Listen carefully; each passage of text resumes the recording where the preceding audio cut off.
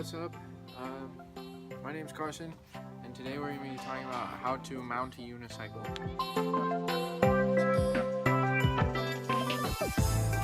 First, you're going to want to put your dominant foot down on the pedal, and then you're going to push down a little bit, and that's going to push you up. Then you're going to put your other foot on the other side. So you're going to push up, and the unicycle is going to roll a little bit backwards, and that's when you're able to put your foot on so you can ride away. So you kind of have to roll up a little bit so you have that room to push down.